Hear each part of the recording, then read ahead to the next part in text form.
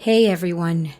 I wanted to post this story up in hopes of explaining the horror that you can actually find on the dark web. Honestly, most of the things you find on the dark web aren't actually the horror movie cliche-laden websites that everyone seems to think they are. Most of the dark web is questionable or illegal adult content, people trying to buy medications illegally, and etc. If you're wanting something like what you see in the movies, you have to actually know where to look, as in, have the onion link. I'm not saying that those things don't exist, they just aren't easily or readily available. A lot of people tend to think that it's like a dark version of Google, where you can search for crazy stuff and be given results in a few moments. It's really not.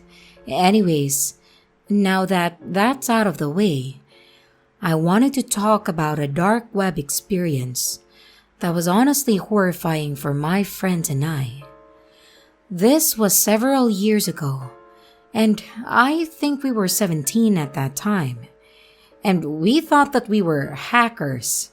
I know, it sounds stupid, but the three of us were all about the nerdy crap Python, networking, and again, quote-unquote, hacking. I'll spare myself the embarrassment in explaining all of that, but just know that we knew our way around a computer. And naturally, the three of us gravitated towards places like Reddit and the 4chan and such. And I don't remember where we heard about the dark web, probably from a friend, the news, or on one of the aforementioned websites. But when we learned about the difference between surface web and dark web, our curiosity was piqued.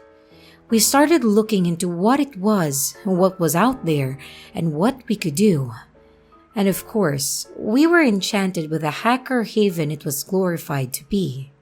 We thought we would get on there, look at some of the questionable sites, and be the coolest kids because we accessed content that others didn't know existed. So, we did what we had to do. Loaded up Tor, got information for some onion links, and got ready to have our minds blown. Of course, it ended up not being as interesting as we thought it was going to be. The sites were plain and bland. We saw a couple sites selling pills, others that we didn't even bother scrolling through because of the front pages, and a few webcam sites that we honestly weren't interested in. I think all of us were getting a bit disappointed in what we were finding, though I don't know what we were expecting to find really. I think we started just clicking through and going anywhere and everywhere we could get to, and looking back, this was a really stupid idea. After clicking around for a while, we ended up on a page that looked a little flashier than the others. I can't remember the name of the page, but I think it was something along the lines of "your choice" or something like that. And as we started on the home screen, the whole page looked like it was a site for a butcher shop. There were a number of pictures of meat slices and cuts all over the front page, explaining the quality and what seasoning went best with each piece. Unfortunately, I think you can all see where this is going. We ended up on a page where a list of cuts, and each of them had a diagram of a person, and the part where the meat came from was highlighted. Some of what was on the page was horribly graphic, so I won't explain it in this story. But you can imagine what all was there. One of the most disturbing parts of this website was its explanation on its sourcing. I recall it explaining that all packaging would be discreet and that they would include their own seasoning packet that would go best with what you choose. What's worse is that they explained that all of their meat was fresh and sourced on demand, They touted the fact that they had the ability to get everything when it was ordered. Obviously, we were freaked out by seeing this kind of meat. So we got off the site and pretty much immediately removed Tor. We all kept up our pursuits in the ID world, but I don't think any of us have ever been back to the dark web since.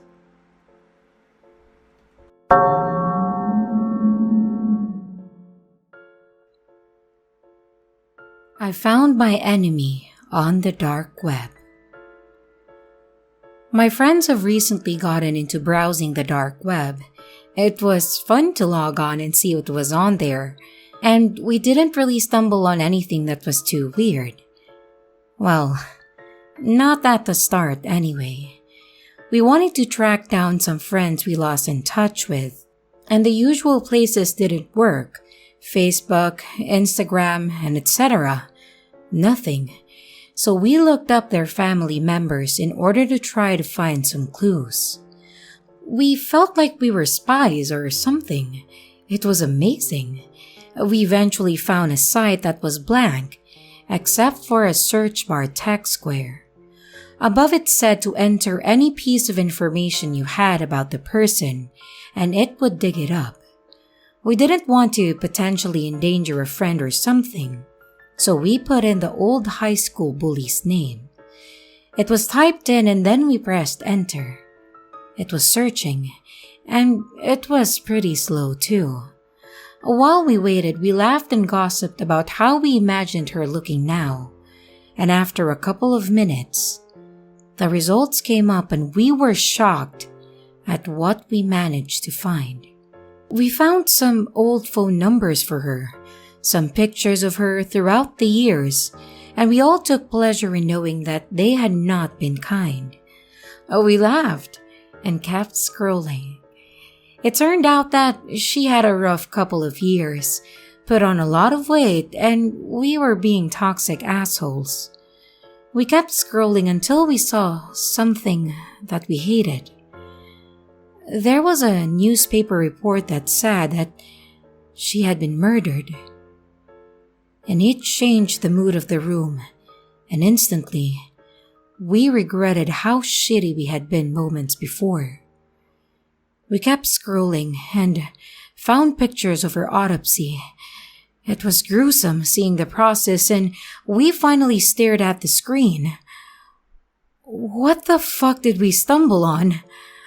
We kept scrolling and came to a video of her being strangled to death. She was kicking and screaming, trying to pull the electrical cords from around her neck while the masked man strangled her. She choked, and her face went from blue, and finally, she went still. 10:47. Did we just watch a snuff video? We hoped this was all fake. It didn't look fake, and we were all silent as we stared at the screen. It ruined the jokes, and we felt wrong being able to see that. We clicked away, all too ashamed to look at each other. We decided to search for her on the surface web, or Google, that sort of thing. And there were still the reports that she had been murdered and where her body had been found. And the murderer still hasn't been caught.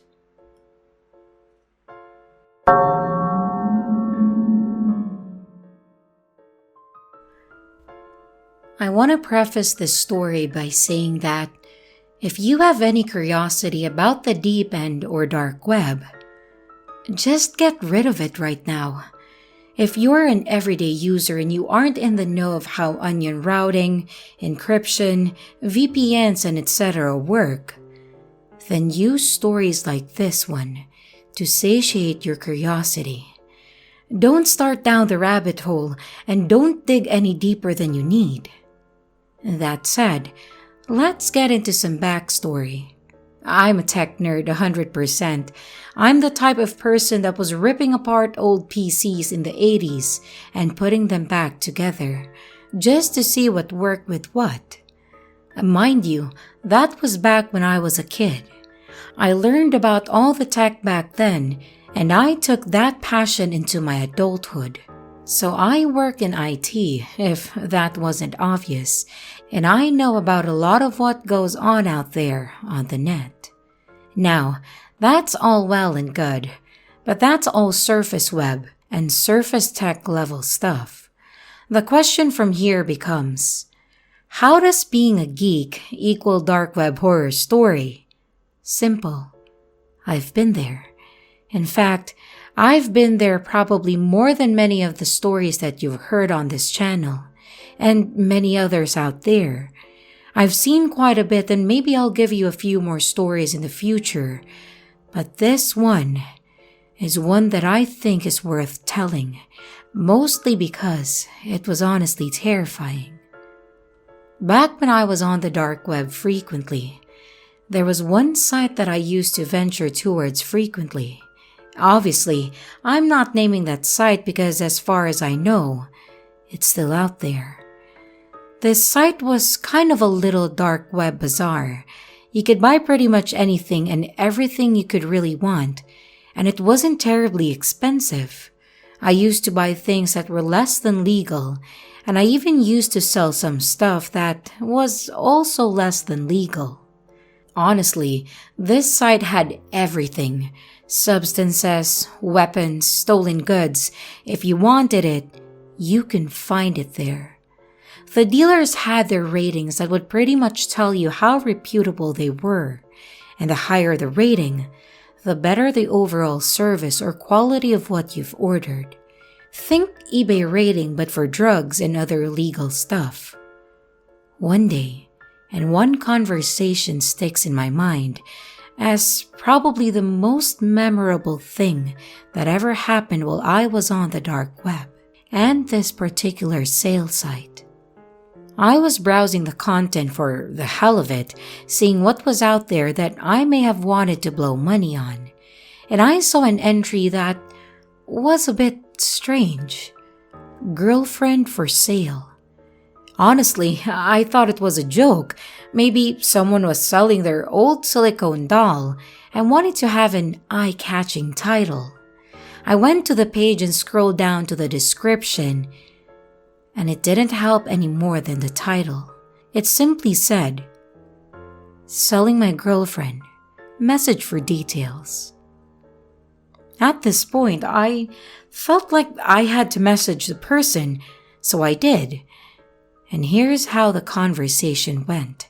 I said, "I wanted to ask about your girlfriend for sale."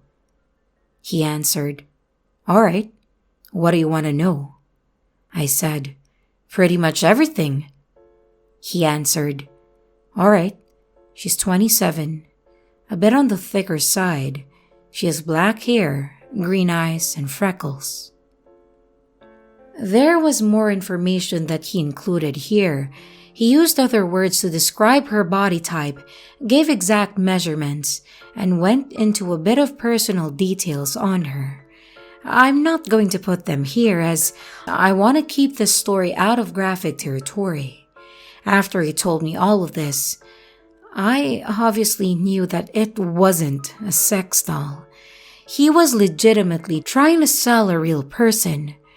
And I wasn't sure what to do or say at this point, so I just said, "Go on." He continued, "Would you like to see her? It may make it easier to see if you're really interested." And I said okay. He then sent me a few pictures of this woman, tied up and gagged in his basement, and she looked exactly like he had explained. Her wrists were bound with duct tape, and she had a chain around her neck that looked to be connected to a concrete pillar in the basement. The look on her face was one of legitimate terror. You could tell that she had been crying excessively and that her hair was a mess. He sent me photos of her in what I'll describe as compromising situations and positions. And I won't get into the details, but honestly, it made me want to vomit. When I clicked on this entry on site, I was expecting it to be a joke, but these pictures and what he told me had me pretty certain that this was real, and that scared the hell out of me. Then he sent me another message. I have one other interested buyer that's offering $70,000 cash by next week. If you can get me at least 75, she's yours. I was so shocked that the only thing I could think to do was ask what her name was, to which he replied, "Sorry, I can't give out her name in case you would do something stupid like try to find her or contact the police." And I replied with, "Oh no, I wouldn't dare. I was just curious." His response to that chilled me to the bone. Good, because it wouldn't matter. There's no one that will miss her, and on paper, she's been dead for a month. I do what I can to make my transactions stress-free, and that includes my prospective buyers. I expect them to help me keep things stress-free, so please don't do anything stupid. He compounded this last sentence with a smiley face emoticon, which really added to the threat, to be honest. And I honestly had no idea what to say. I didn't know if this was legitimate or if it was a honeypot seller trying to arrest human traffickers.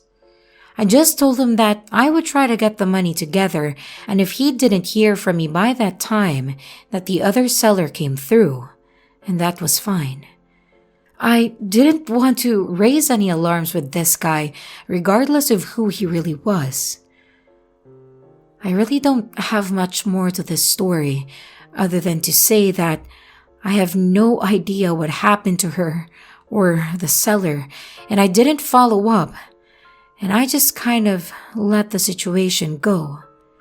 I know, this makes me an awful person and I've lost sleep over it, but I'm more hopeful that it was just a honeypot and that he was trying to lure me into being arrested more than actually trying to sell his girlfriend.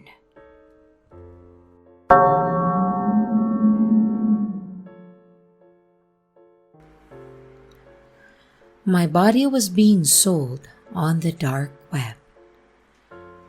I had just barely fallen asleep when I heard a crash coming from the floor below me. My eyes were heavy, and I stayed in bed waiting to see if any more noise was going to occur. After a few moments of silence, I convinced myself that the noise came from a dream, and it happened to wake me up, like when you get a falling sensation as you drift off. Soon enough, I had fallen back asleep, but as my dreams drifted in and out of consciousness, I could feel a nagging pain that wrapped my hand. It was a hot intensity that persevered through every dream, and my body wanting to wake up, but unable to. As the dreams became distant fragments and my eyes opened as instructed by the morning sun, the pain that I felt in my dreams became all too real. My right hand rested on the blanket that covered me, a blanket that had become slick and saturated with a warm, sticky red, pulling the covers off in a hurry. I was horrified to see what had been causing the pain that I was feeling. My left hand was wrapped in bandages that, much like my blanket, had become soaked in blood. On the left hand, my pinky and ring finger were just missing, and my mouth trembled as the guttural moans pressed out. I was starting to feel lightheaded from the blood loss, but I managed to call the emergency line, and soon enough, paramedics were carrying me out of my house and into an ambulance. Laying in the hospital bed, I explained what happened to the authorities, and they left to check my house for evidence of a break-in. And a few hours went by, and the sun started dipping past the horizon. There was only so long I could watch cable on the TV before my mind started wandering to what happened. I started wondering why someone would break in, why they would just take such a small part of me. As I started trying to piece it together, one of the doctors stepped into the room. One that I hadn't seen before. I eyed him with suspicion as he walked over to my IV bag and informed me that it was time to operate. Though no one I talked to before indicated that I would need surgery. My fingers were cut off so surgically that all they needed to do when I arrived was clean the wound and stitch it up. And before I could start to protest, the doctor put a new liquid into the IV bag, and in my panic, I reached to tear it out of my arm. But not used to only having 3 fingers, I fumbled for a moment, which gave the doctor enough time to restrain me. And all I could see was his stern expression as the liquid entered my body, and I started to feel lightheaded and eventually fell asleep. Once again, I was ushered into the waking world with a searing pain, one that had me arching my back and clutching my side. People were in the room, all muttering amongst themselves. My fingers ran over my skin until I could feel the familiar threading that had closed the wound on my hand. Stitches ran up my side and I could feel tears rolling out of my eyes. The doctor that I had seen when I first arrived, my actual doctor, started walking me through what had happened. Someone had snuck into the hospital. They even had the official clearance that got him into my room, though no one knows who it was, and the cameras seemed to malfunction whenever he would have been in view.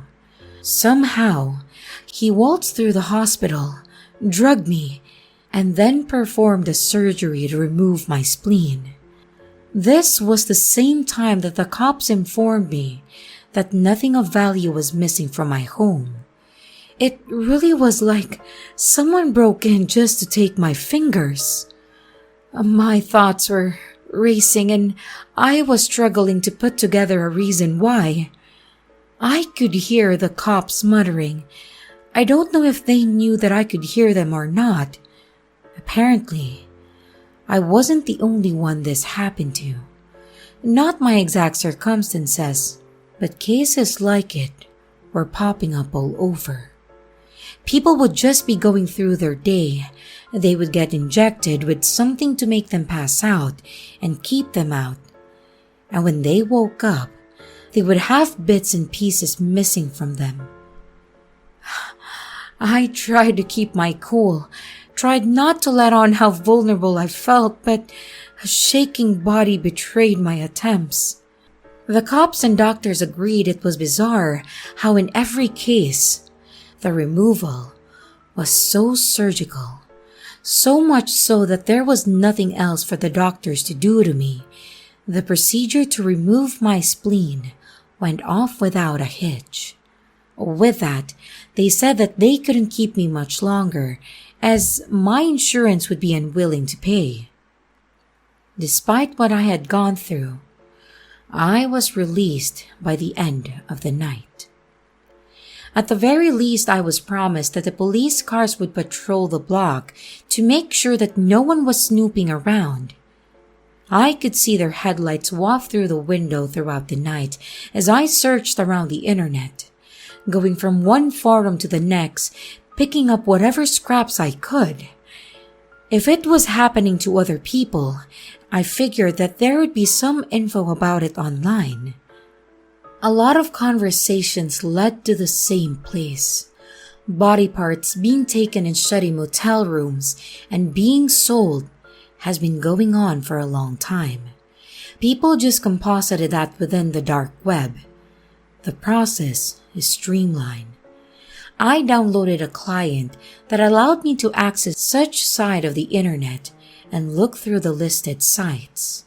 It took a while to get used to missing two of the fingers I typed with. Expected keys pressed down only to see no letters appearing. A phantom reminder. I tried searching for my name, but all that came up was my lingering social media. I went to some of the more nefarious sites I saw listed here and there. It was hard to tell what existed as some kind of weird joke and what was legitimate. Then I had the idea to download my Facebook profile picture and reverse image search it. It took a few pages of digging, but eventually I found it. A website had a low-quality image of that picture, and under it was information about me, along with a short image gallery. The fingers on my right hand covered my mouth as I attempted to keep down the swill bubbling in my stomach. I had to look away from the screen. The images of me laying in my bed, fingers freshly cut off, and the pictures of me unconscious in the hospital, blood still pouring from my side. They were too much. I barely made it to the trash can where I spilled my insides. Wet clumps of gritty hospital food smacked against the crumpled balls of paper. Cop headlights once again drove by, and I realized I needed evidence. As the headlights filled my room, I shuffled back to the computer, illuminated by the headlights. I read the page over again, throat still stinging from its recent evacuation. Under the photos was a list of body parts with monetary values assigned to them. Some of them already claimed. Fingers were worth $100 each, and my spleen was listed as $500. A small message rested at the bottom that read, "Don't be greedy. Keep them alive." The words almost made my head spin. "Them" was a clickable link, and when I did, I saw who it was referring to. Pages and pages of pictures sat on a grid, names listed under them, as well as how much value they still had left.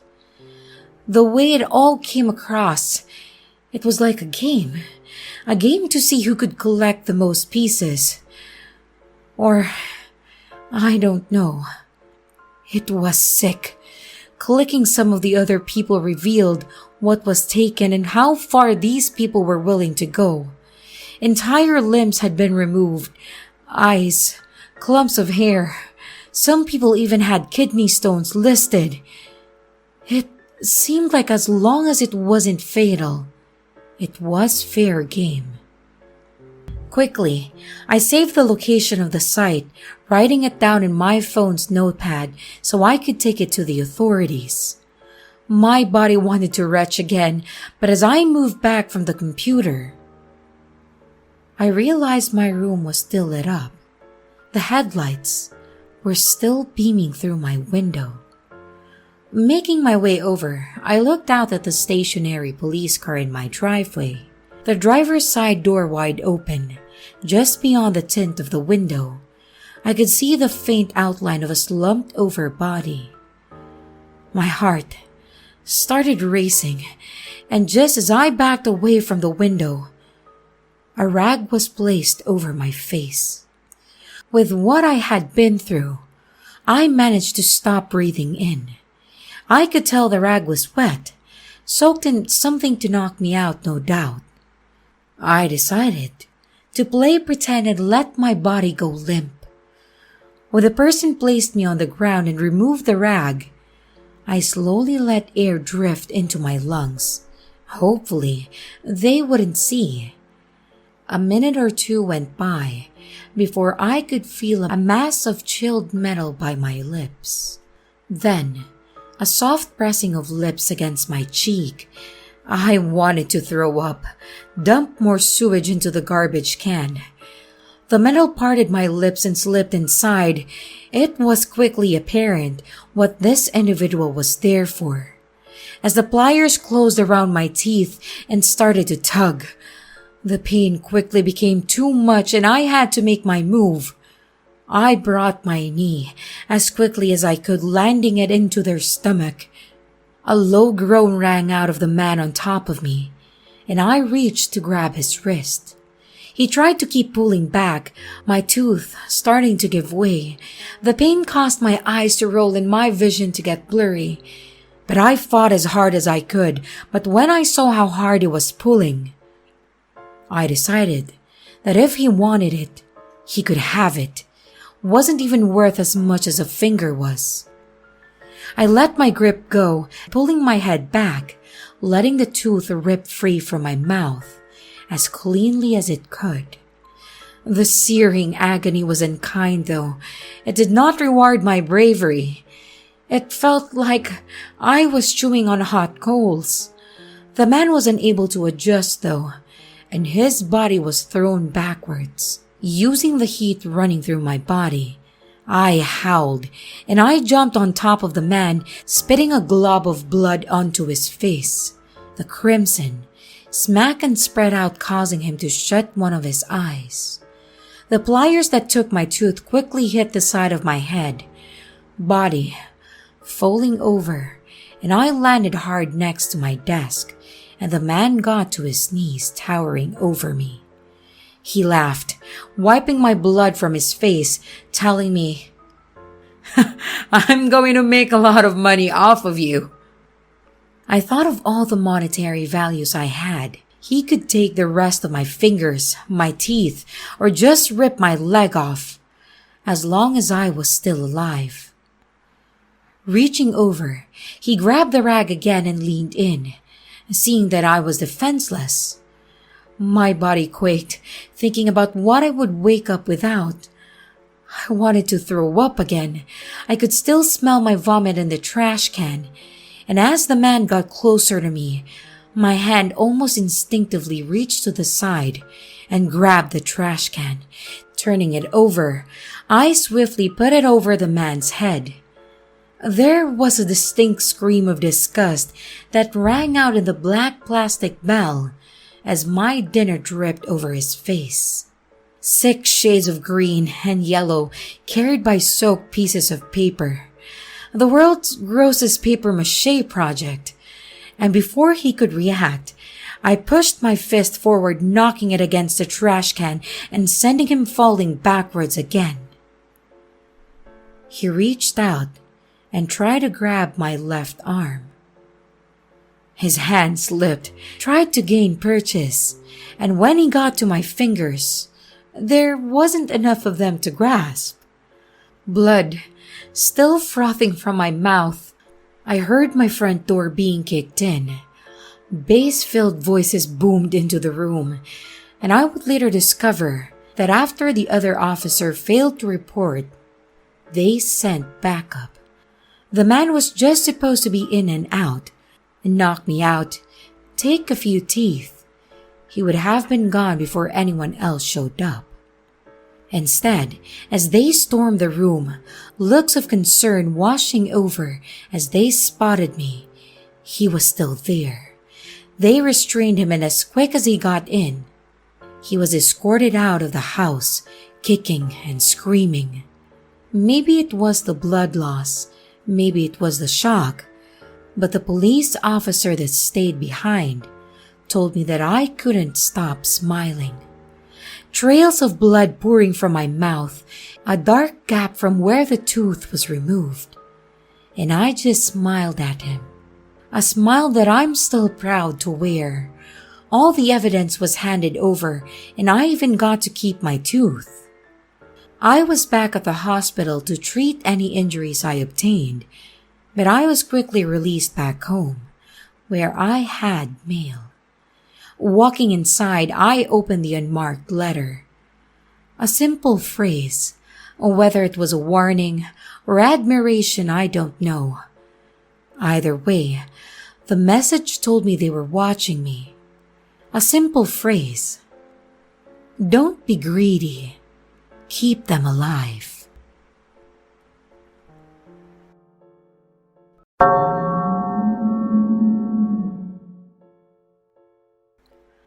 I actually bought a mystery box off the deep web by u/Grevere. One of the hottest trends on YouTube right now is ordering these random mystery boxes from complete strangers on the deep web and opening them on camera. I don't know why I didn't realize a clear majority of these videos are fake and staged for their scare factor. But I didn't. I thought it was a great idea and hopped on the bandwagon to claim my YouTube stardom that I desperately longed for.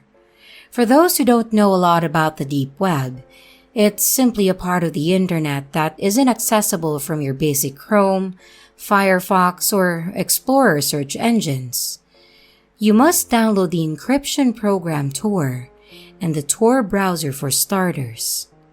It's not illegal to access this part of the internet, but since it's anonymous, a great deal of illegal actions happens there, and the possibilities are endless.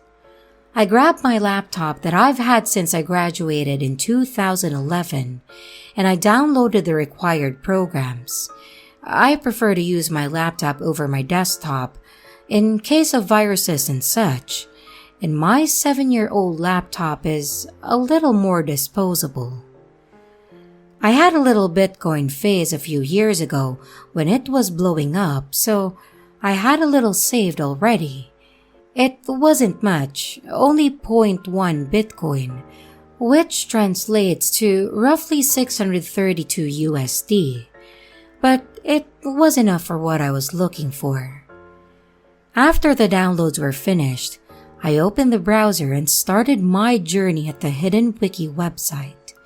They provide a lot of useful links to get you started on the deep web. I scrolled through the warnings and the gist of what it was, and I found the links that I was looking for. Almost forgot, I muttered to myself as I grabbed the duct tape from my desk drawer. I cut a tiny square piece off the end and placed it over my webcam. Call me paranoid, but I'd rather be safe than sorry. I clicked on the first link and waited what seemed like forever for the page to load. It was another very plain page with a list of popular websites that you could scroll through on the side.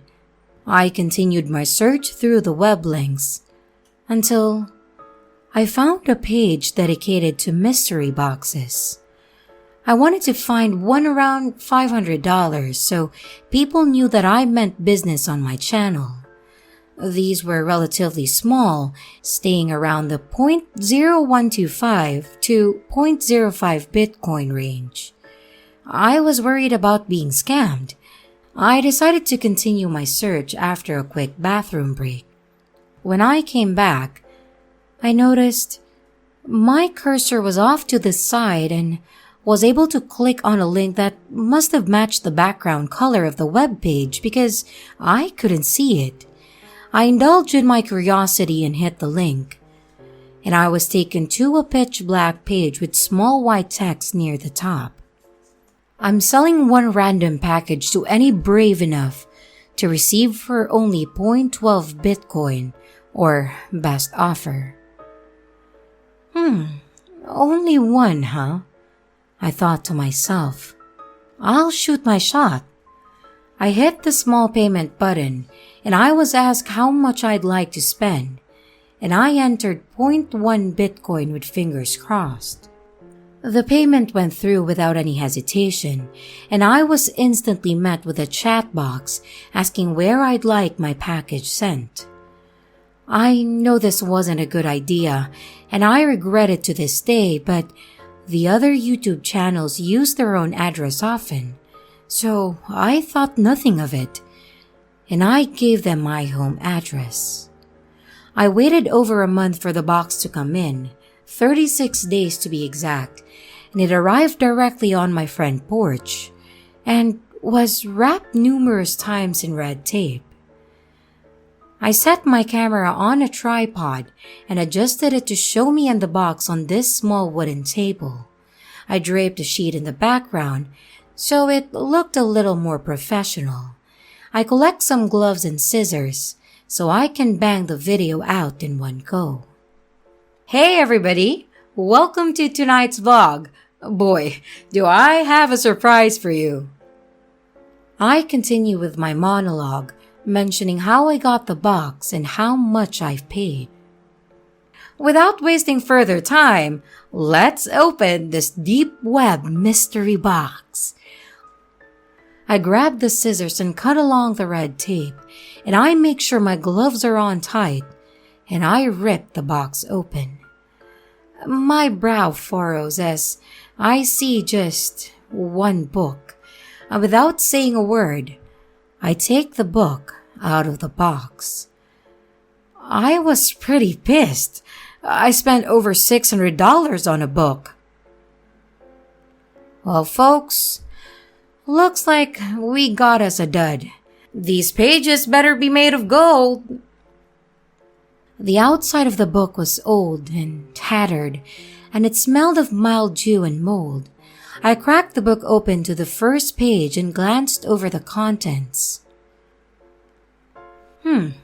It's an old photo album. Smells of old rot. Let's look at these pictures. I show the camera a view of the page's contents. It has 4 pictures on the first page, all labeled by days. The first picture said day 1, the second day 2, and so on. The pictures were taken with an old Polaroid camera, and these were pictures of airplanes, random suitcases, a couple of taxis, and some pretty shady motels. Looks like someone's old travel photos. I continue flipping through the pages. Every day was a different photo of nature or cars or trains. And day 18 held the oddest photo yet. It was just of a mask, handcuffs, a gag, and a bottle of some sort of drug it looked like. These people have one hell of a fetish. I try to keep the video interesting. I zoom into the picture with a camera so everyone can see it. Around day 32, things started getting weird. There was a picture of a house, but not just any house. It was the house that I grew up in, my parents' house. My hand covered my mouth as I gasped for air. How is this? I'm unable to form a sentence, and I'm at a loss of words. Day 33. I turn the page and see a man and a woman, handcuffed and gagged, and I immediately expel the contents of my stomach as I see my own mom's scared and crying face and my dad, face first in a pile of what looked like black tar. Day 34. This photo is taken inside what looks like a vehicle. I focus my gaze to the dashboard, where a small photo is barely visible. It's an old school photo of me. They're in my dad's truck. Day 35. Another house, but this one is much smaller. The photo is too blurry to make out the details, and my hands are trembling and all I can hear is my heartbeat pounding in my ears. I flip to the last page. I immediately throw the book to the ground and run to the window. I jiggle the hatch frantically and throw it open. Without hesitation, I jumped out and run to the neighbors. And as I'm running, I turn around for a brief second. And what I saw haunts me to this day. A tall, hooded figure stood in my room, looking at me through the window. He stood motionless, before lifting his hand and waving. I screamed for my neighbor, who hurried me inside and called the cops, and I sat and just cried. I cried out of fear for my life, and I cried for my parents. I cried because it was all my fault. My lack of common sense got my parents killed, and I will have to live with that forever. If you access the deep web, do not release any personal information, even if people on YouTube do it. Most of it's not real, and always check your boxes. It would have saved me a lot of trouble if I would have noticed the box I received had no tracking sticker on it. It was hand-delivered.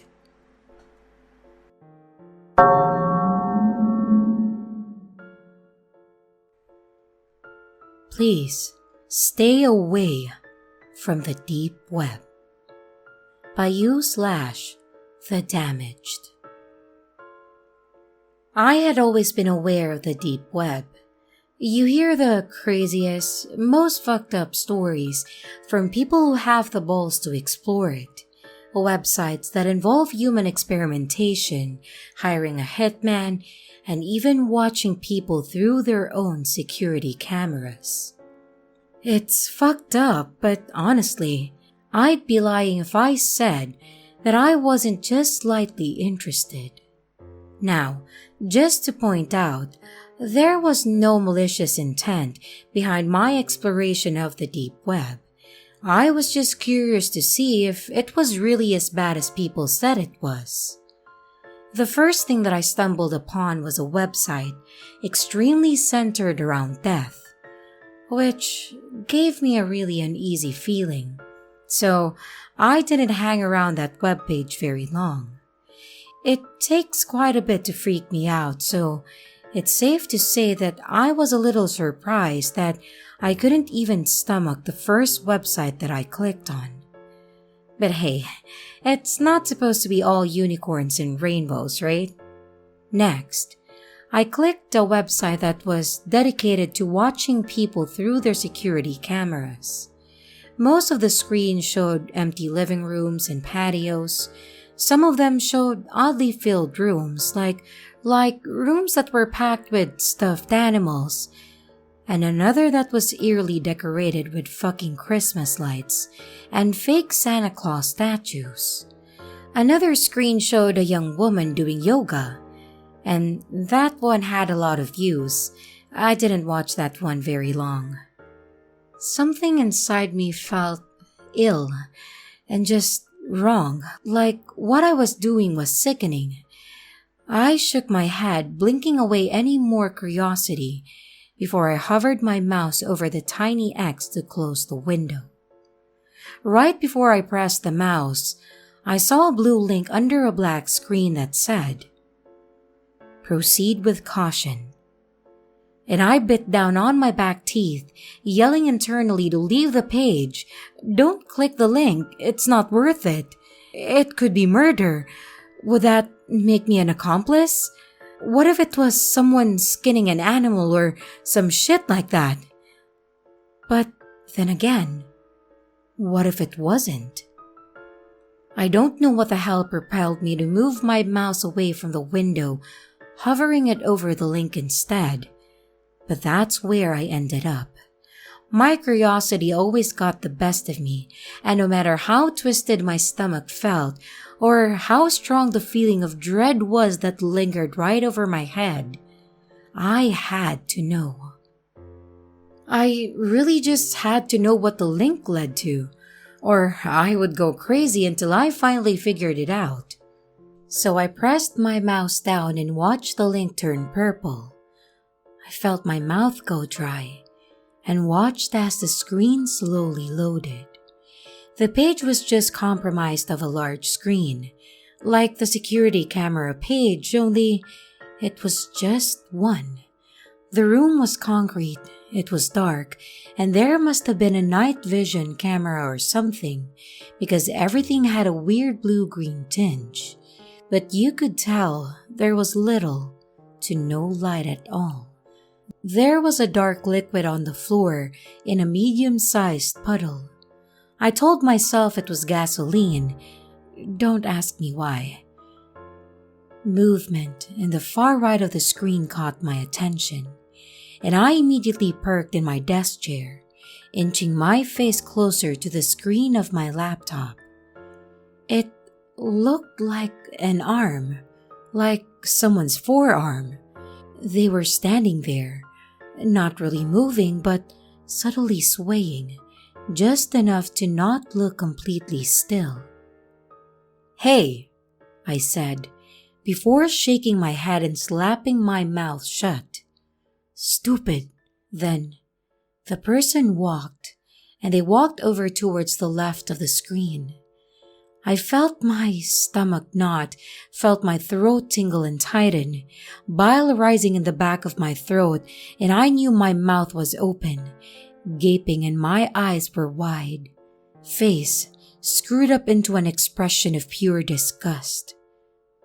It was a young woman. She looked like she couldn't be older than 25 or so.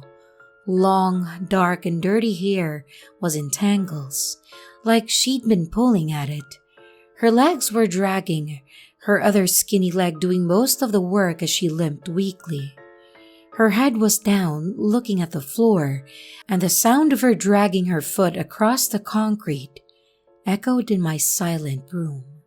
I didn't think it could get any worse. I was so fucking wrong. Suddenly, the woman raised her head, and it looked like it weighed a ton on her tiny body. I hadn't noticed it before, only able to barely make out her side profile. But now it was clear as day. She looked around, eyes watering with tears, and black makeup streaming down her face. Small strands of bloody thread were intertwined in her lips, messily tied, locking them together. Dark blood stained her chin, probably from where she tried desperately to open her mouth to scream, before realizing she couldn't. Her dainty fingers were stained as well, the same color as the puddle on the concrete. My whole body felt weak. My stomach was sick. I tried to tell myself it was fake, that it was all a big hoax, and my eyes scanned to the bottom left of the screen. 5,623. 5,623 people were watching. Unable to fight it any longer, I ran straight into the bathroom, puking my insides into the toilet bowl. Everything in me felt disgusting, wrong, twisted. And once I was finally done, I laid on the floor of the bathroom, letting the cool tiles try to soothe my burning body. My head was spinning. I kept repeating to myself over and over in my head that I shouldn't have clicked that link and that I should have left. I should have closed the fucking window and told my inner curiosity to go fuck itself. Instead, I was laying on the floor, the bathroom reeking of vomit, and my mind a complete mess over what the hell I was supposed to do. Should I get the link and send it to the police? Should I call them now? My first instinct was to copy and paste the link just in case, and then call the police and inform them of what was happening. Maybe they could trace the IP address or something. Maybe they would recognize the girl and know where to start looking. Maybe I could save her life. I'd feel really fucking dumb if this was all fake just to get viewers. But I wasn't about to gamble, not with what was at stake. I ignored the dizzy feeling flooding my head as I jumped up, grabbing the doorknob and twisting it a bit too harshly. When I flung the door open, my phone buzzed in my pocket, scaring the living shit out of me. I stopped mid-panic and picked it up with shaky hands, and I saw my girlfriend's name and immediately slid to answer. My voice was a complete wreck, and my eyes finding the screen where the girl shrunk down to the ground, and the sound of her cries bouncing around the room, making my body feel rigid. I had nothing left to throw up, but I still felt sick. Madeline, you're not going to believe what I fucking saw. What? Are you okay? Have you been crying? No, I'm not okay, I answered, averting my eyes from the screen. I know you said to stay away from the deep web, but are you kidding me? Her voice went from caring to mad in a split second. I told you to stay away from that place. You never listen to me. You never fucking do. There's a girl, I said weakly. She's trapped in some basement or something. Her mouth is like sewn shut. There's blood all over her face and hands, and I don't know what to do, Madeline. The woman's cries got louder, more desperate, but muffled. I'm so sorry. Close it out. Clear your history and never go back there again. I'm not kidding. But should I call? No. Her voice was stern now. You don't know if it's bullshit. It's probably staged to gain disgusting viewers, apparently like yourself. People do it all the time. That's why I said it'd be best if you just stayed away from there. You could get yourself in a lot of trouble. I didn't say anything, wordlessly walking over to the desk. My hand shook as I raised my mouse to the small X once more, and my eyes watched the number of viewers slowly tick higher and higher before I closed the window, and I felt even worse than before. Okay, we can file a report tomorrow, just in case, but for now, go to sleep and stay the fuck away. I can't believe you even went there in the first place. I didn't have the energy to argue with her. Guilt plagued my whole body, drowning me. It was all I could feel. I told her good night, that I was sorry and that I loved her, before I hung up and made my way to the couch to sleep. Or try to sleep. It didn't feel right, even being in my bedroom or being anywhere near my computer.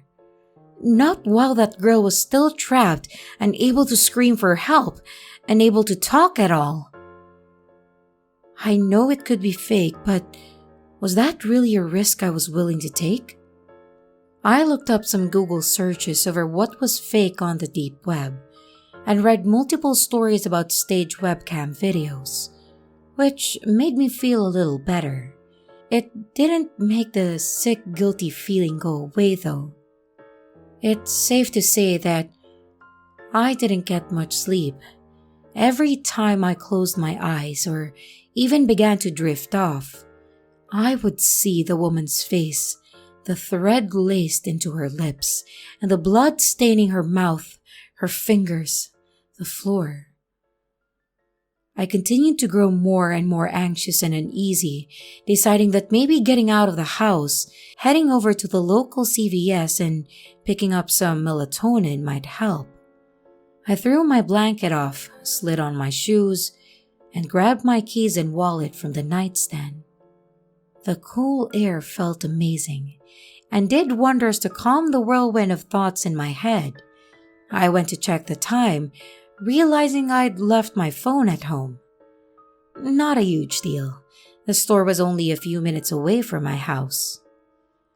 I ended up buying melatonin and a stronger sleeping pill, just in case those didn't work. I also got a pack of bottled water to help rehydrate after I vomited up all the contents in my stomach earlier. By the time I got home, I felt much, much better, which lasted about 3 seconds before I noticed that my front door was wide open. Now, I may have been in a state of shock and panic, but I never ever leave my front door open or even unlocked. My heart immediately began to race. I got out of my car, closing the door quietly and unlocking my trunk, grabbing the crowbar that I kept in there. "Who's there?" I yelled into the house, waiting for any noise. "Who is in there?" My own voice was shaking and weak. I was met with complete silence, keeping the crowbar up and ready to strike. I walked to the couch and felt for my phone, and as soon as I found it, I hit the emergency and waited until I got a hold of a 911 operator, letting her know that I think my house was just broken into, and she told me police would be on their way. After checking around the house for anything odd, I decided to give my girlfriend a call, letting her know what had happened. The phone rang, and then rang some more. After getting her voicemail, I hung up, knowing she'd probably be asleep this late at night. I waited about 20 or so minutes for the police to show up and walk around with them like a scared puppy as they checked every single room. They ended up just having me fill out a report telling me that they'll keep patrol cars in the area just in case anyone else gets hit. As they were leaving, I checked to see if Madeline had called back yet, but there wasn't any missed calls. I, however, did notice several outgoing calls to her phone. Outgoing call to Madeline, 3:12 a.m. Outgoing call to Madeline, 3:14 a.m. Outgoing call to Madeline, 3:17 a.m. Outgoing call to Madeline, 3:20 a.m. And then another one at 3:56, which was around the time that I'd gotten home. My mind went into an automatic panic, knowing for a fact that I did not make those calls. I quickly checked my text, reading one that I'd apparently set out at 3:23 a.m. "Hey, I can't sleep. Gonna come over. Mind leaving the back door unlocked so I can get in?" I didn't send that message. My stomach dropped. My heart thudded loudly in my chest as I noticed her reply directly underneath. "Sorry, I was sleeping. Thanks for waking me up, by the way. Lose your key again? It's unlocked. Don't be too late." Without a second thought, I jumped up, running to lock all the doors and windows in my house, keeping the crowbar tight in my hand as I ran to my car. I drove as fast as my little Civic would allow all the way to her house, ignoring any stoplights.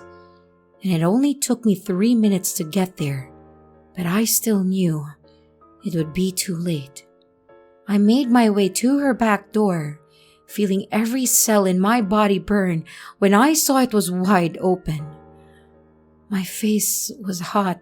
My hands were shaking, but I stepped in, crowbar raised like a bat ready to swing, and I tried to keep my emotions at bay as I looked around her dark house. "Madeline?" I called out. "Are you okay, babe?" Nothing. Silence. "Madeline?" A small scream came from her bedroom, just up the stairs. My legs jerked to run as I flew up the stairs, slamming her door open. I looked at her empty bed, her empty room. Confused, I heard the scream again. Only this time, I heard that it was coming through her computer monitor. I felt numb as I looked at the screen, noticing the same website I saw earlier. Only instead of one woman, I saw two. The first was laying on the floor, not moving, in that puddle of dark liquid, and I recognized the second girl, and just as I had recognized her voice, my heart shattered as I saw her face, streaked in blood. The same threading was sewn into her eyelids, locking them shut. Her scream hit my bones, surrounded my body. It was all that I could hear, and her face was twisted in pure terror. I cried pathetically as her voice began to go out, continuing to grow weaker and rasp. I locked my jaw, picking up my cell and dialing 911 for the second time. Only this time, it barely rang once, before the deep, gravelly voice of another man answered, "You should not have called." Chills shot down my body, and I heard the phone thud as it hit the carpeted floor. My breath hitched in my throat as I bent to pick it up, hanging up the call and racing down the stairs. How did he do that? How did he redirect my call away from the police? I felt my heart race as I darted out of her back door, in a frenzy as I sprinted to the closest house. I pounded the door, screaming at the top of my lungs until the neighbor opened it. Her face tired, confused, and scared. She let me in, and I explained through frantic tears what happened. I'm typing this on my phone to post as we both try to get a hold of the cops, but neither of our calls are going through, and neither is her landline. I think someone is messing with our cellular signal, and they may have cut her line, but we're going to keep trying. I'm scared for me. I'm scared for my girlfriend. I'm scared for my neighbor. I don't know what's going to happen to me. If you don't hear from me again, please take this advice and this experience to heart. Stay away from the deep web. For fuck's sake, please, please, stay away from the deep web.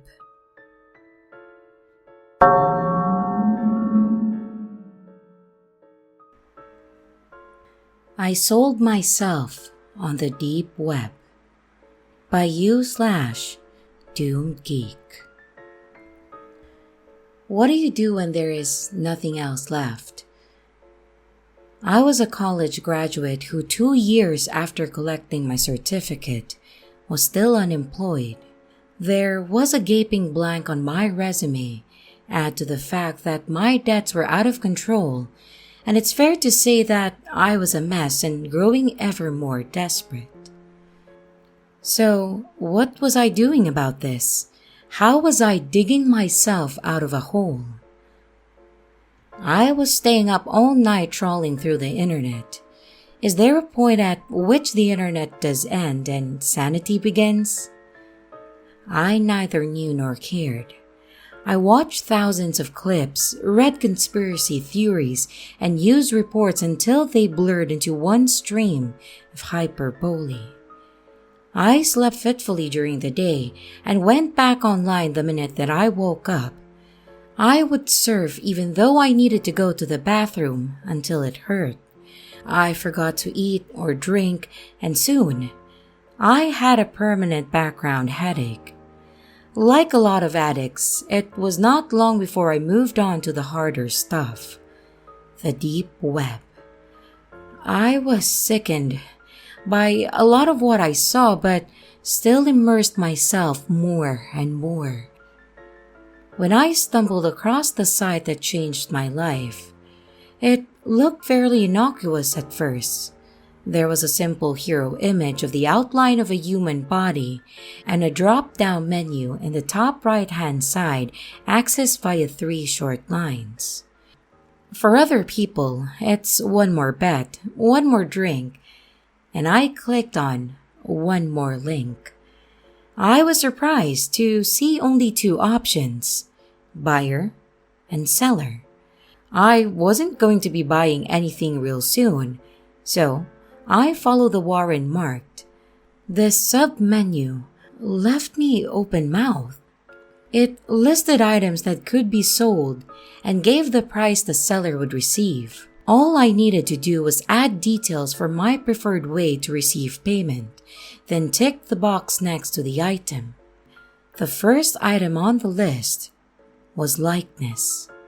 For the price shown, I could pay the 2 months I was overdue on my rent and buy wine and pizza every night for a week with what was left over. Now, I was not sure what was meant by likeness. Other items that I could sell via the website were more straightforward. Things like my social security number, my date of birth, even my name. A lot of these seemed like a way to commit fraud for the buyers. All very dubious, but at least I thought they were paying to use these details rather than simply stealing them, or as so often happened. A likeness seemed more ethereal though. I decided it meant the right to use my image, a photograph of my face.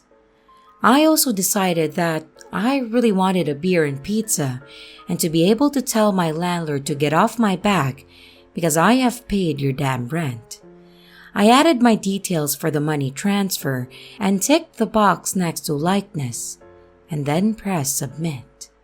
A transaction processing symbol turned into transaction complete and a new box appeared giving me the option to comment. I typed, "Do you need me to send you my photograph?" Thinking this would answer my question about what exactly I had just sold. A moment later, the reply came. "We already have it." I flashed back to some of the things I had done in front of the computer screen, then decided that I would rather not think about it. Feeling nervous, sure, I was being scammed, about to kick myself for being so naive, and I checked my balance. What do you know? The money was in there. I went back to the good old innocent web and ordered the largest, most overloaded pizza that I could think of, then began to add sides. It took 2 weeks for me to blow the money from selling my likeness, and I had had a great time. Without leaving my apartment, I had paid no rent. And not to worry, I told myself, and returned to the deep web and my new favorite website. This time, I hovered over fingerprints. 30 seconds considering, flagged a dozen dodgy things this could lead to. But it was the money I would make that made me think. Whatever. I ticked and submitted. This time, 10 small boxes appeared on the screen with an instruction for me to place the ends of my fingers in them, which I did, and within seconds, the transaction was complete, and within minutes, I could see that I was once again flush. Problems over. I could pay my rent and enough off a credit card to make that bank back off. In the comment box, I typed, "Thank you." The reply was almost immediate. "You are welcome." Now, I don't know if anyone reading this is a gambler, but I guess if they are, they would not by now have put money on me spending the money wisely. And they would be right. This time, I told myself another couple of weeks later, I would get my act in gear. I spent significant time going through the items that I could sell and created a spreadsheet with how much I owed. So I knew the amount I needed to earn with this one final sale of part of me. I had decided, you see, that this had to be the last time. There was a relatively small number of things left that I could sell, that I was prepared to sell. My name, date of birth, and my social security number were still no-goes. I did not want to risk losing the ability to have a bank account and find employment. A history of being a disaster did not mean, in my mind, that I always would be. So one final sale it was, then clear my debts and find a job.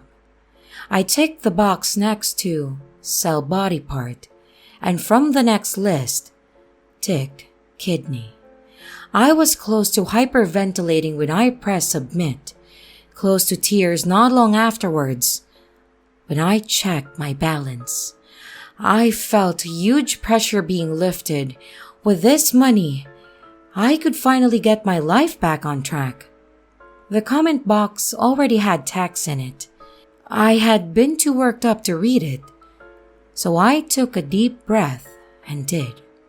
It was an 8-digit reference number, an address, and a time later that day, an appointment for me to have my kidney removed, I figured.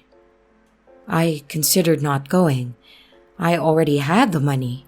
So why bother?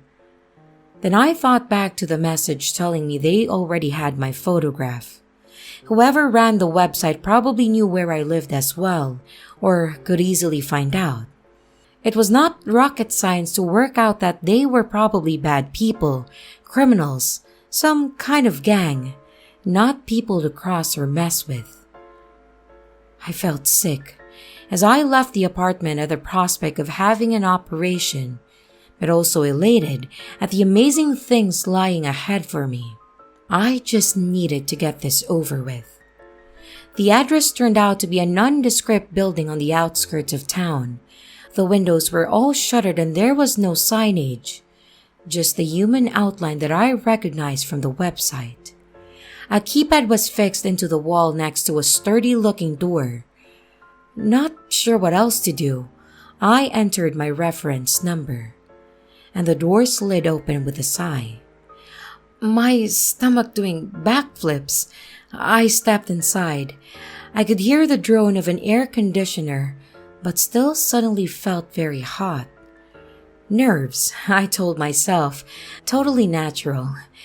I seemed to be in some kind of reception area, but it was deserted.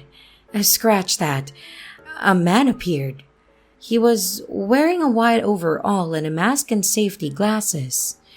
He may or may not have been smiling when he said, "Welcome. Let's get you prepped." I followed him along a long corridor. The walls were blank, whitewashed, and the smell of antiseptic was growing stronger. Eventually, he turned off into a small windowless room. I hesitated on the threshold. There was a raised table, fluorescent strips overhead, a stack of equipment next to the bed. Medical, I guessed, though I had no idea. "Please." The man said and gestured that I should come in. I smiled weakly and did. He gave me a robe to put on and turned to do something to the equipment while I got changed. I assumed I needed to lie on the table, and when he looked around from whatever it was he had been doing and saw me, he said, "Good." Made me feel like a dog rolling over and playing dead, but I kept this to myself. I did though have some questions. "Is this safe?" I asked. "Perfectly," he replied without missing a beat. I wasn't sure. I felt hot to the point where I thought I was going to faint, and the lighting overhead was flickering, making paint start to flower above my eyes. "I'm not sure I want to go ahead with this," I said. "There is nothing to be concerned about," he replied, and before I realized what was happening, had nicked the skin of my neck with a needle. I immediately felt an unpleasant tingling sensation, and a numbness began to spread into my face. He picked up a tablet computer that was resting among the equipment and studied it for a moment before turning back to look at me and asking, "Now, which eye would you like to keep?" "What?" I exclaimed, or tried to, because my lips were numb and the word came out slurred. What are you talking about?" I managed. "I sold one of my kidneys, not my eyes." I did not wait for an answer. I was horrified. I decided I wanted out of there. I tried to sit up, but the numbness had spread to my spine and then my arms, and I was helpless to do anything but lie there and watch as he once more studied the tablet. No, he said in a quiet, relaxed voice. "The records show that you agreed to sell a body part, but did not specify which one." "I take kidney," I tried to say, but by now, my mouth would not move and I could not feel my tongue. I could feel my heart beating faster and faster, felt like I couldn't breathe. Cold sweat trickled down into my eyes, blurring my vision. I could see this. I could not feel it. I wanted to scream. I wanted to cry out in terror, but my jaws were locked and my limbs were useless. All I could do was watch as the scalpel came into view and as he lowered it slowly towards my left eye. It would all be over soon, he said, and then the blade became a shadow over my eye, a darkness that was soon all I could see. That was then, this is now. I am writing this in an internet cafe after trashing my laptop's hard drive and ditching it. There's just me in here and the owner. I think he would like me to leave from the dirty looks he is giving me. But before I head off, I have one more thing to do. I have enough money to buy a coach ticket and go a long way from here, away from everything and everyone that I have ever known. I have just logged on to the site and found what I am looking for in the seller menu. Name, date of birth, social security number. I tick sell on all three, enter the details in the boxes that pop up, press submit, and moments later, the money is in my account. I have been withdrawing as much cash I can daily, and after I go across the road to the ATM and withdraw the latest amount, I will snap my card in half and throw it away. This will be a fresh start, the past wiped clean, left behind. I'm going to stop writing now and go. It's time to log off for good and make my escape. Only, the screen has changed. The comment box has opened up and a new message has appeared. We like and follow you. I feel tears begin to flow from the eye they did not take.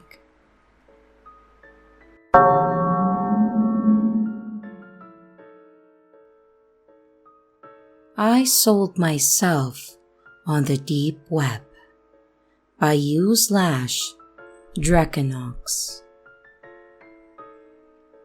I am what you'd call a crypto addict. Before that though, I was someone who enjoyed browsing the deep web. I wasn't really looking for anything in particular, just curious as to whether or not the stories I had heard were true. And I never really found anything that creepy though, but it was my first encounter with Bitcoin. A few sites used it, and it was the first time that I'd ever heard of cryptocurrency. As such though, I had thought that it was a scam or something shady at that point. This was back in the years 2012 to 2014, so as you can imagine, I'm really kicking myself for thinking that and not buying a few coins. My interest in the deep web waned over time, but around the year 2017, I began reading about cryptocurrency and that oh so shady thing Bitcoin on mainstream news outlets. That's when I made a deeper dive into the world of crypto. My goal at the beginning was just to earn enough money to pay off my student loans. Of course, nothing was ever that easy. I had made nearly every single mistake you could make while buying crypto. Once, I lost my seed phrase. I've sent crypto to the wrong wallet by mistake. I've FOMO'd and sold at a loss countless times. Twice, I've been fooled by pump and dump schemes. Despite all of this, my net monetary change from buying into crypto has still been positive overall. That's mainly because I wised up over the years and made back the money I lost and then some. Of course, every time I hear about a random coin going up 20 times the price, I do wish I would have seen the opportunity. But I know most of those coins probably don't have much value or long-term prospects. I invest in safe projects, but of course, like almost anyone else, I've been on the lookout for the next big thing. You know, the next big project that's going to the moon, so to speak. I got an email from an old acquaintance of mine. Let's call him Frank. Frank and I went back to the days when I scoured the deep web, and the two of us would often exchange information regarding anything interesting that we'd found. I hadn't gotten a message from him in 2 years though, so I was kind of surprised. Hey, I know it's been a while, but I saw this weird thing and I think you'd want to check it out. I see from your profile that you've been in the crypto space for a while, right? What do you think about this? It's a site claiming to have made a new kind of coin. There was a link to a website. At first, I was really confused. This website was on the deep web, but according to this mail, was regarding a new crypto coin. When you made a new coin, one of the first things you wanted to do was get as many people in on the project as possible. Making all information about your new coin exclusive to the deep web was a guarantee that it would probably never take off. Then again, maybe they were making some sort of super secure coin which the government couldn't trace, so they kept it on the down low. Regardless, I decided to check out the link. The website was honestly nothing to write home about. It was decently organized, but was rather plain. It looked like a webpage from 2007. This was definitely the wrong thing to do if you wanted people to be interested in what you were doing or convincing them that you had a great new idea for something. There wasn't even too much information on the site about the coin itself, with most of it linking to a video they had made. There was a forum, but accessible only to members. Guessing there was nowhere else to go, I went ahead and clicked the video. It showed a dark room with a desk right in the middle.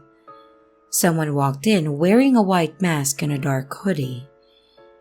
As he spoke, his voice was distorted, so he was clearly using a filter of some sort. Greetings. Thank you for your interest in our new project, one by which we hope to revolutionize the very concept of cryptocurrency and blockchain technology. I have long since been a member of the crypto space, but I consider myself to be an environmentalist first.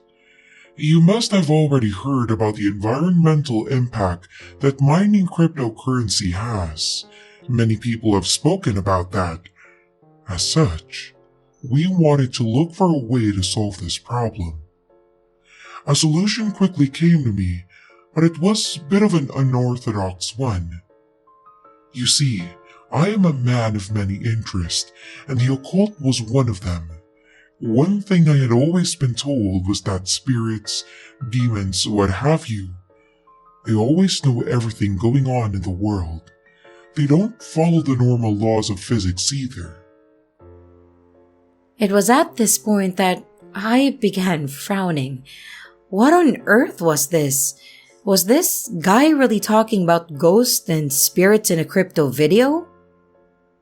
I thought that it might be possible to use this to our advantage. You see, a spirit can theoretically solve a problem in an instant. Time works different for them, and the best part is the environmental impact is nil. I was about ready to turn this off at this point. What kept me going was a mild curiosity regarding where this guy was going. This had to be some sort of scam, right? But what was the scam? Was he going to ask for a donation first, or was he trying to install malware on my computer?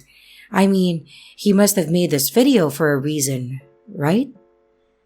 I just wanted to know what the scam was so I could tell Frank what it was. I searched around in many books on the occult until I came upon them.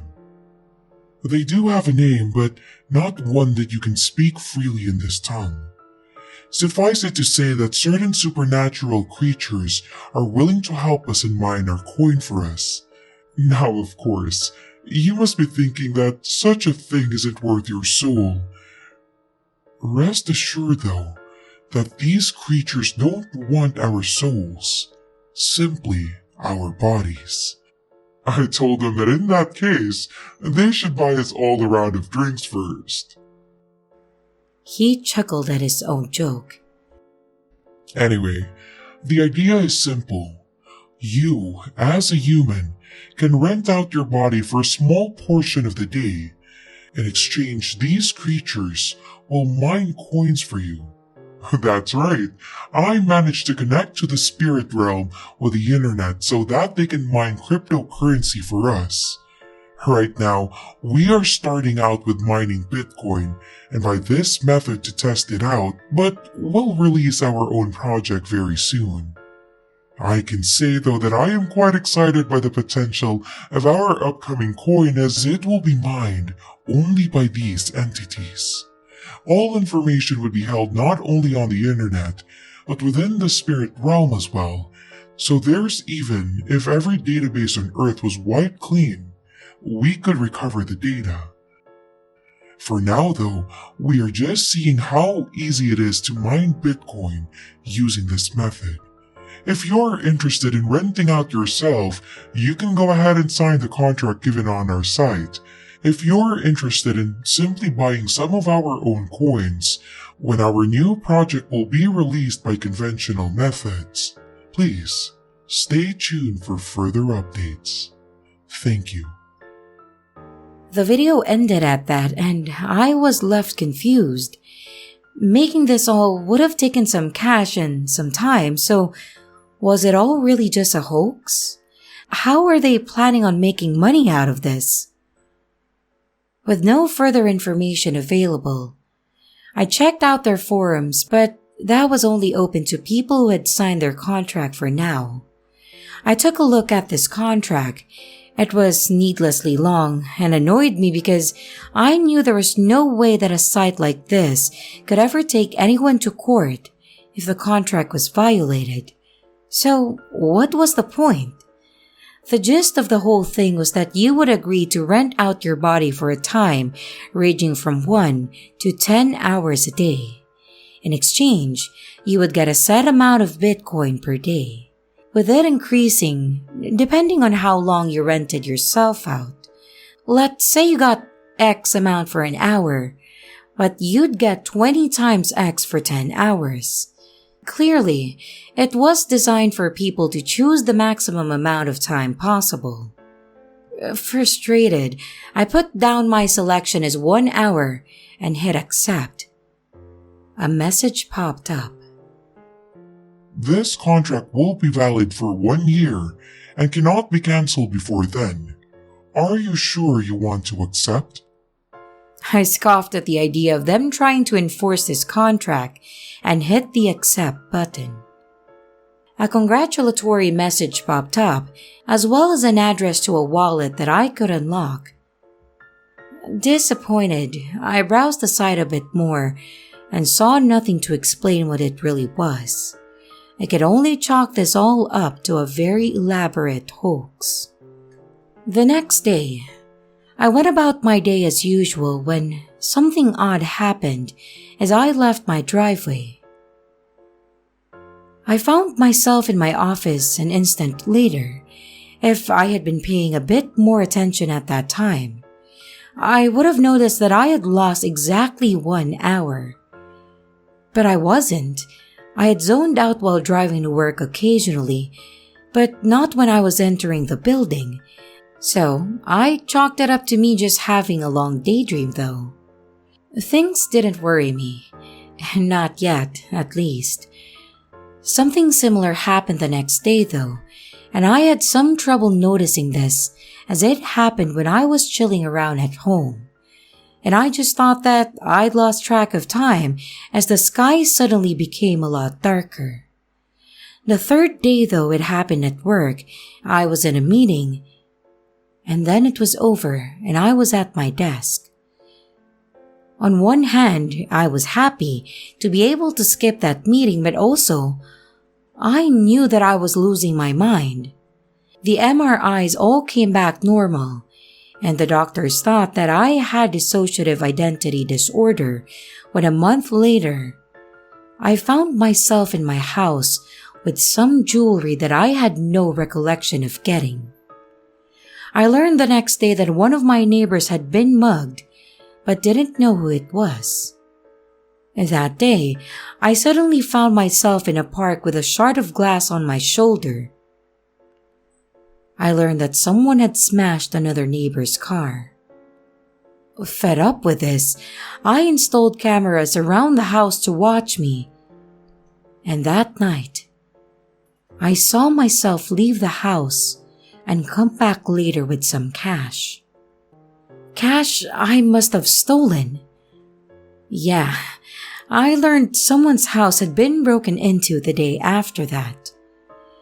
I finally put 2 and 2 together and went back to the website.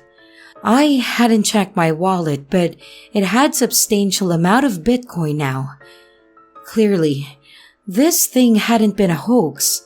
They wouldn't be paying me if they weren't getting something out of it. Whatever entity chose to inhabit my body started out by just mimicking what I normally did.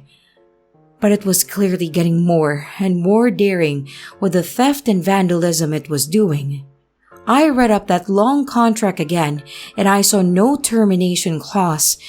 I can't exactly communicate with this thing that takes control of me, and even if I could, I have a feeling that it doesn't want to leave. Forum posts on that site are of no help, as a few people seem to be in the same boat as me, but have no idea what to do. The site doesn't have a customer service section, to no surprise. And based on what I've read of the contract, the entity can't hurt me, or my property, or do a crime that would lead me to being arrested or the such. But it can do crime as long as it makes sure that I'm not caught later on. Anyway, I highly doubt it wants me to be arrested. It wouldn't have as much fun as when I'm free to roam around.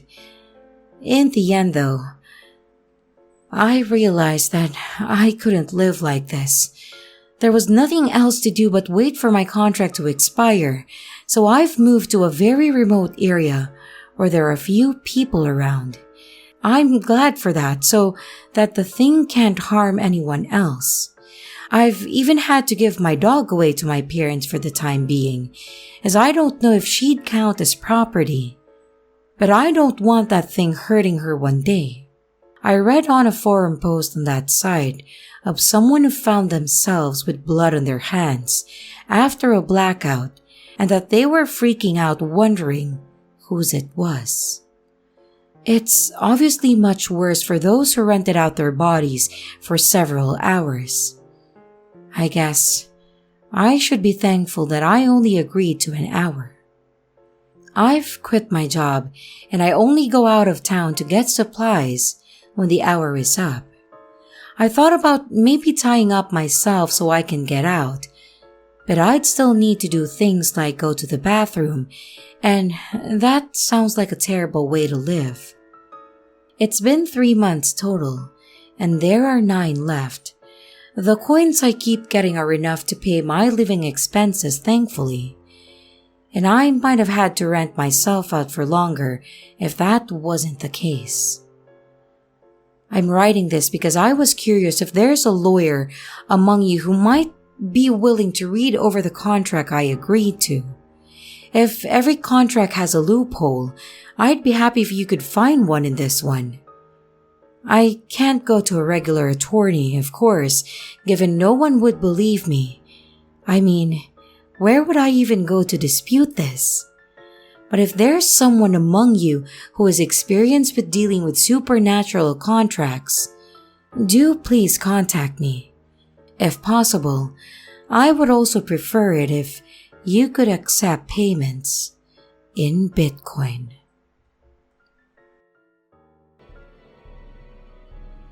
Hello everyone, it's your creepy sister here. Thank you so much for watching the video. I really appreciate each and every one of you. But I would also like to thank my amazing patrons, my top tippers, and my dearest channel members. Thank you very, very much. I really appreciate it with all of my heart. If you want to support the channel further, you could also choose to become a patron, a tipper, or a channel member. But remember, it's appreciated, but never a requirement. I would also like to announce that we have merch now. The link is in the description of the video, along with all my other social media links, like my Discord server, Twitter, Instagram, and others. You can connect with me and send your stories there. And don't forget to like and subscribe if you haven't yet, and comments are highly appreciated. And remember, your fear feeds me.